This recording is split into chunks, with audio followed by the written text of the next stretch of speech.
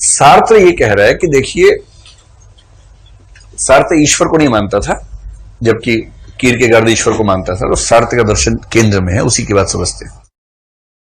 Sartre पहली बात ये कह रहे हैं कि देखो, अगर व्यक्ति हो तो व्यक्ति की तरह रहो, वस्तु मत बनो। कह रहे कि एक होता है व्यक्ति, एक होती है वस्तु। जैसे ये गिलास जो है ये एक वस्तु है, ठीक है। वस्तु का प्रयोग व्यक्ति अपनी इच्छा से जैसे चाहे कर सकता है। अब मैं इस गिलास से कितनी बार पानी पीऊं, ये गिलास मुझे कह नहीं सकता कि नहीं आपने 4 बार पानी पी लिया, 5वीं बार क्यों पी रहे हो भाई, ओवर टाइम हो रहा है मेरा, 8 घंटे से पानी पी रहे हो, अब तो 9 घंटे हो गए। ऐसी बात नहीं बोलेगा, पर व्यक्ति बोलेगा। तो शास्त्र ने परिभाषा दी कि वस्तु वो है जिसके बनने से पहले तय है कि किसी और के लिए बन रही है।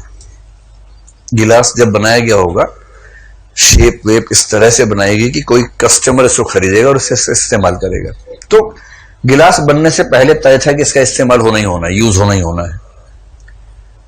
पर व्यक्ति जो है ना, व्यक्ति जब पैदा होता है तो पहले से तय नहीं होता कि वो क्या करेगा जीवन में। 1000 संभावनाएं लेके पैदा होता है। व्यक्ति को कंट्रोल करने के लिए पूरी सभ्यता, पूरा समाज, कई लोग लगे रहते हैं कि हमारे कंट्रोल में आ जाए, हमारे हिसाब से जिंदगी जिए। लेकिन सार्त्र ने कहा कि जो व्यक्ति अपनी जिंदगी दूसरों के हिसाब से जीता है, उसमें और वस्तु में कोई अंतर नहीं। अगर कोई आपको यूज करता है, लगातार यूज करता है, और आप विरोध भी नहीं कर पा रहे हैं, तो आप में और गिलास में क्या अंतर है। इसलिए व्यक्ति वही है जो अपने जीवन के फैसले खुद करता हो। जिसके जीवन के फैसले और लोग करते हैं वो वस्तु है।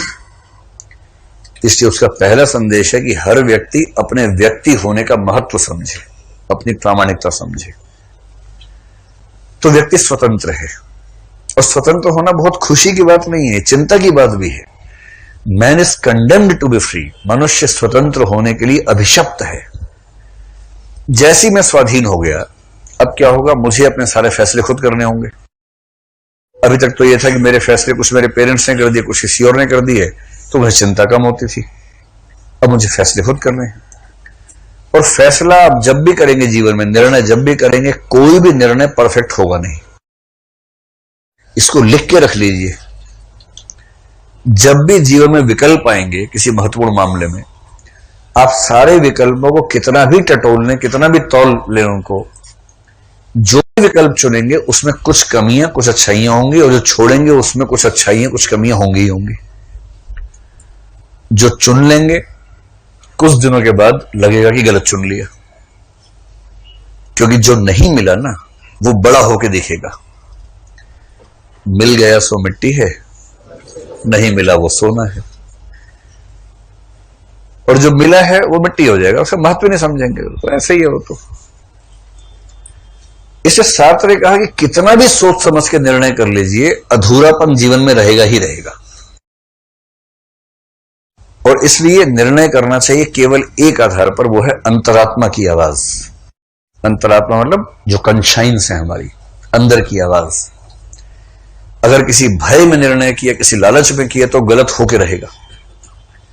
अंतरात्मा के साथ करेंगे तो वो निर्णय सबसे ज्यादा तसल्ली देगा आपको जीवन में, और कोई निर्णय आपको तसल्ली दे नहीं पाएगा। इसे सार्त्र कह रहा है, अपनी अंतरात्मा की सुनो, सिर्फ और सिर्फ उसके द्वारा ऑथेंटिकेटेड निर्णय ही जीवन में करो, बाकी मत करो। लेकिन जब आप वो निर्णय करेंगे, उसके बाद भी ये मान के चलो कि हर निर्णय सीमित है, कोई ना कोई अधूरापन उसके बाद भी जीवन में रहेगा ही रहेगा।